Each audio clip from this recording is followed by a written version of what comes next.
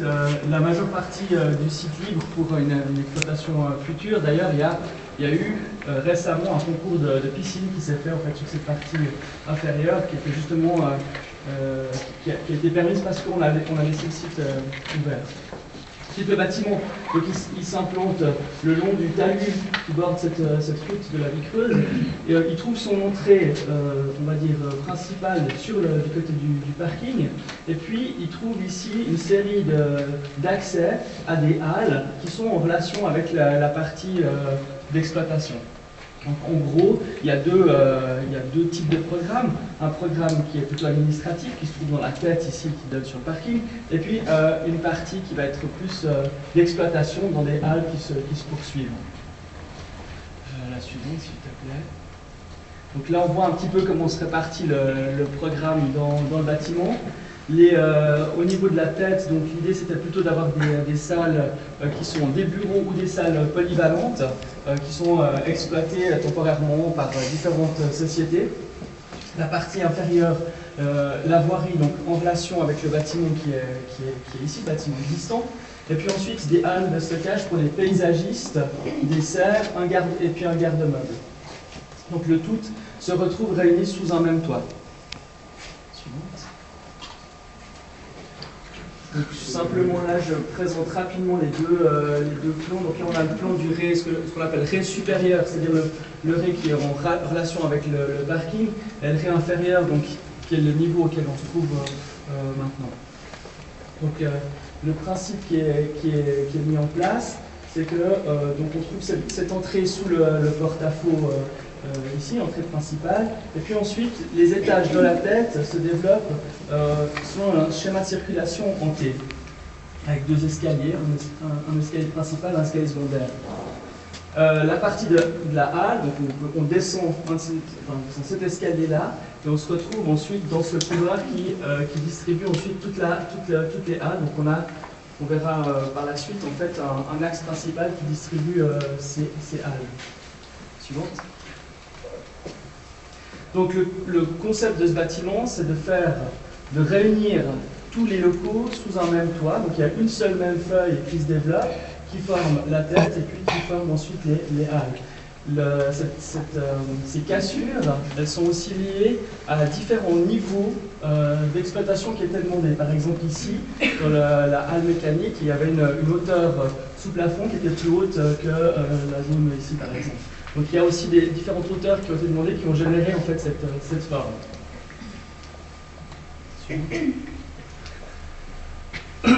Très rapidement, là on voit les différents niveaux. Donc chaque fois on retrouve ce système de distribution en T. L'idée c'était de former un couloir et des escaliers entièrement dans le même matériau, en béton, donc seul mur, plafond en béton. L'idée aussi c'était de jouer avec un contraste assez sombre entre l'espace de distribution et puis les locaux qui eux étaient éclairés. Donc l'éclairage du couloir vient principalement par les portes vitrées. Suivant. Là on voit les différents niveaux, chaque fois le même principe en T qui se répète. Suivant. Et puis au sud, on a les grandes salles polyvalentes qui, elles, s'ouvrent en fait sur la vue au sud. On a pour cela, en fait, dans cette façade sud, formé une grande baie vitrée, comme un œil, en fait, qui regarde et qui cadre le lac. La dernière. Donc on voit là, quand on arrive en fait, sous la toiture, on arrive, la feuille de toiture se développe, et puis on est en fait là sous une grande charpente en béton. On verra aussi ces grandes poutres qui permettent de suspendre en fait les étages inférieurs et qui permettent de générer en fait le porte-à-faux. Suivante. Donc voilà le volume général, la toiture en zinc, et puis les deux grandes faces latérales. C'est un bâtiment qui fait à peu près 100 mètres de long, qui sont dans ce matériau polycarbonate translucide qui laisse entrevoir la composition des façades. On a cet aspect translucide qui à la fois permet de laisser passer la lumière, mais en même temps qui laisse voir la composition des matériaux du bâtiment. Suivante.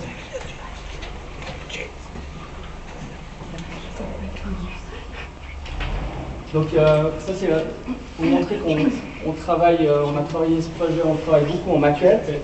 Ça c'est des maquettes qu'on a fait d'une part pour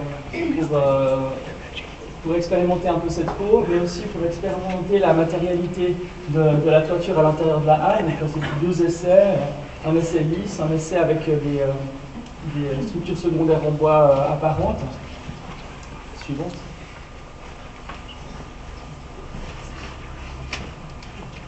Et là on voit ce que vous allez voir tout à l'heure, donc la réalisation, on voit qu'on est très proche, on arrive vraiment à faire cette expérimentation en maquette pour vraiment tester des choses qu'on peut ensuite réaliser.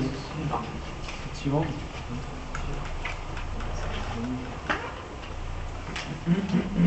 L'expérimentation se fait aussi pour des détails comme la fenêtre.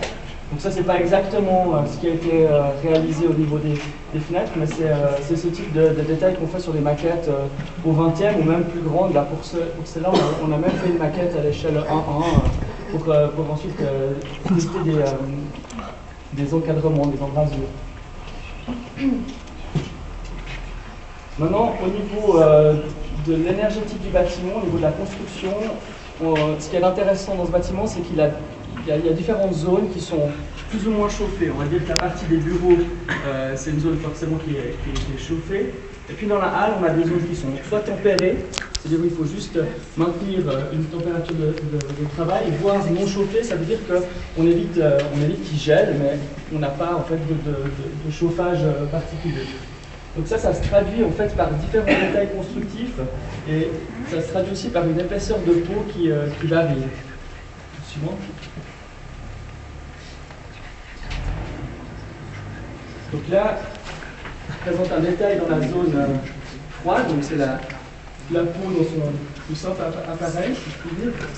Donc on voit la structure béton ici, la construction en fait construction de façade en bois. Ici on a la peau en polycarbonate et la fenêtre. Donc là c'est, si on veut, on a simplement fermé le bâtiment, c'est la partie de la halle que vous allez voir tout à l'heure, qui est simplement fermée. Donc là on arrive à simplement être hors gel sous la toiture. Donc là voilà, ça c'est l'exemple, on va dire simple couche. On voit la structure bois et polycarbonate. Ça, c'est la partie, on va dire, tempérée et ou chauffée, où on a donc la peau polycarbonate, la structure bois, et puis une deuxième couche, qui est une couche de polycarbonate lisse, rapportée à l'intérieur, affleurée avec la fenêtre.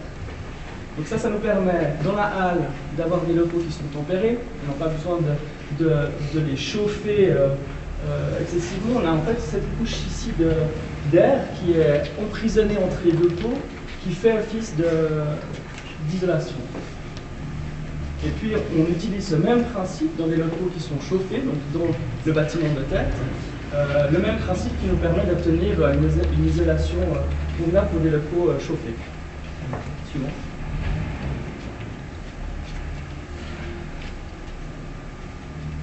Donc là, c'est la partie double couche dans la halle, avec donc la peau intérieure qui est affleurée avec les fenêtres.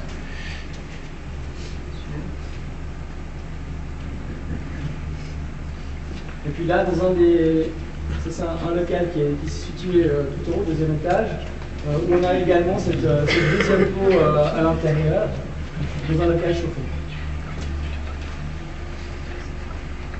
Et puis enfin, troisième cas de figure, c'est une partie donc, avec maçonnerie à l'intérieur. On retrouve, donc si je reprends les couches dans le même ordre, on a le polycarbonate ondulé à l'extérieur. On a une partie, donc la construction bois qui permet de tenir la peau, qui permet également de tenir l'isolation. Et puis à l'intérieur, on a un mur maçonné. Donc voilà, la fenêtre est toujours dans le même plan. En l'occurrence ici, elle est entre, en fait, elle est au milieu de l'épaisseur totale de la peau. Donc ici, on traite un encadrement en bois sur la partie intérieure.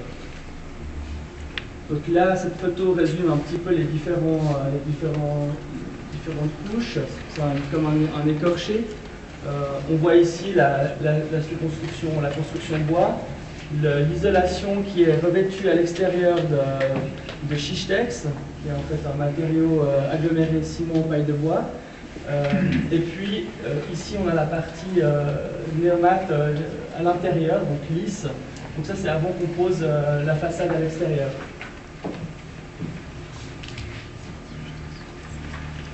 Donc finalement cette peau sur ces deux grandes faces latérales, on sent en transparence les différentes couches, les parties opaques, donc qui sont faites de maçonnerie et d'isolation, les parties translucides où on avait la deuxième couche de néomate, et puis des parties totalement, on va pas dire transparentes parce que le matériau lui-même n'est pas transparent, mais on va dire un peu plus clair. Donc si on regarde attentivement la façade, on voit différents jeux de transparence et d'opacité.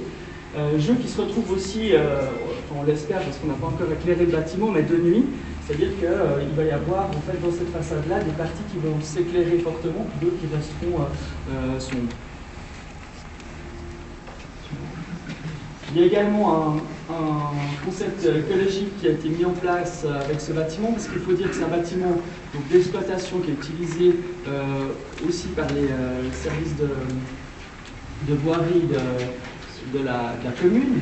Donc l'idée c'est d'une part de récupérer les déchets de bois de leur propre exploitation dans des cuves qui seront ensuite mis à l'extérieur pour le séchage du bois, qui seront ensuite transformés en copeaux et utilisés pour le chauffage du bâtiment. Donc c'est un chauffage à pellets situé au niveau inférieur, et puis il y a une fosse au niveau de l'escalier de liaison ici, donc à l'extérieur, qui peut être rempli avec ces copeaux de bois et utilisé pour le chauffage du bâtiment. Au niveau de l'eau, on récupère l'eau de pluie au niveau de la toiture qu'on stocke et qui permet ensuite d'être utilisée pour l'arrosage des plantes de la commune par les horticulteurs.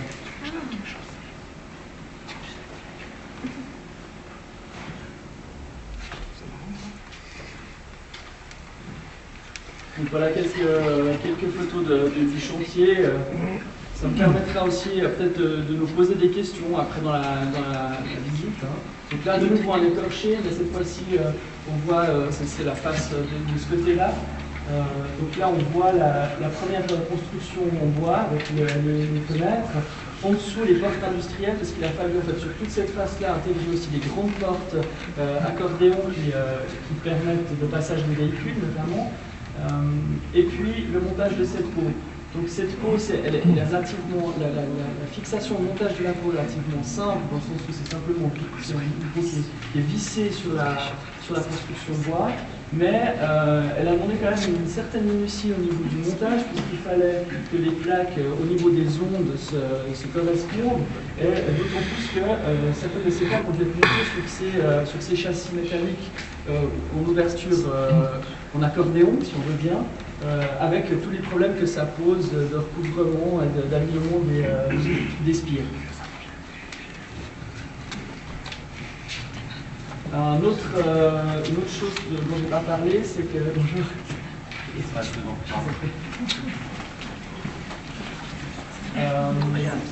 La partie en T du bâtiment de tête, ici, donc la partie des couloirs, a été traitée, comme je l'ai dit, en béton. L'idée ici, c'était de lui donner aussi une qualité, une texture particulière. Donc on a travaillé avec un coffrage ondulé également, en éternel ondulé. Donc là, on voit le montage de ce coffrage. Et vous verrez, quand vous vous baladerez à l'intérieur, le rendu de ce béton qui a une ondulation qui est similaire à celle des façades.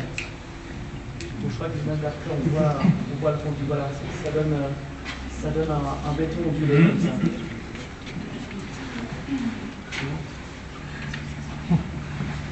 Une autre problématique, c'était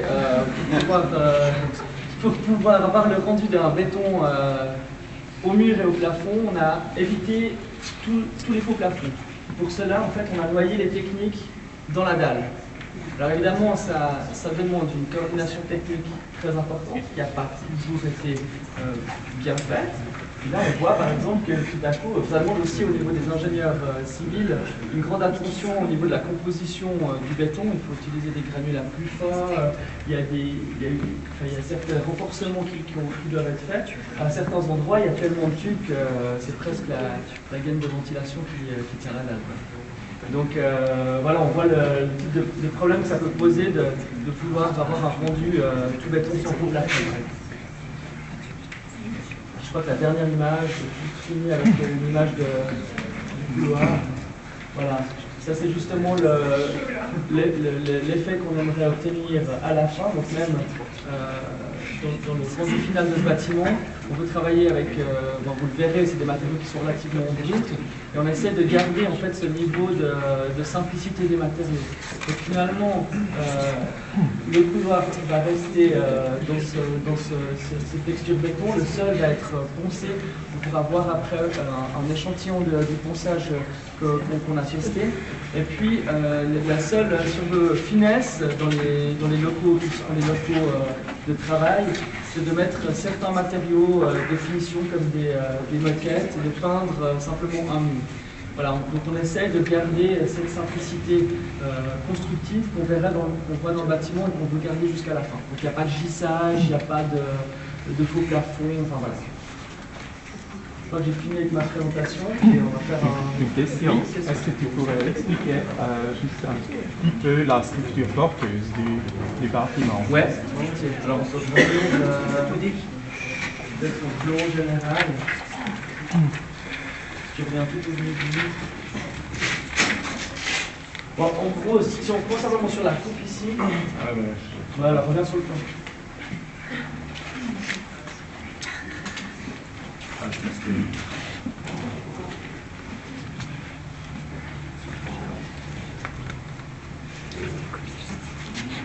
Bon, c'est d'accord. En gros, la structure porteuse, on peut la distinguer dans les deux zones. Il y a la zone ici de halle. Donc là, c'est un système de portique, en béton préfabriqué. Et puis, donc ça c'est pour la structure primaire. Et puis, dans la tête, c'est une ossature béton. Donc en fait, ces parties-là sont en béton. Ensuite, on a ossature en béton aussi sur les façades avec le remplissage dont je vous parlais. Des parties en béton pleine qui font aussi le contre-rebondissement sur les parties des façades. Donc c'est deux systèmes un peu différents. Là, on est ponctuel. Là, on est plutôt dans des systèmes, on va dire, linéaires et ponctuels. C'est mix béton. Et puis après, dans la structure secondaire, on a dans la tête simplement des dalles béton. Et puis cette feuille, cette toiture, qui est composée en fait de caissons de bois, qui vient porter ici, on va le voir sur les portiques. Donc c'est des grands caissons en bois. Et en puis, vitre nature. Pardon? Vitre nature. Non, c'est des petites poutrelles, des notes. Bon, c'est les aléas du chantier, il y a un peu de bruit.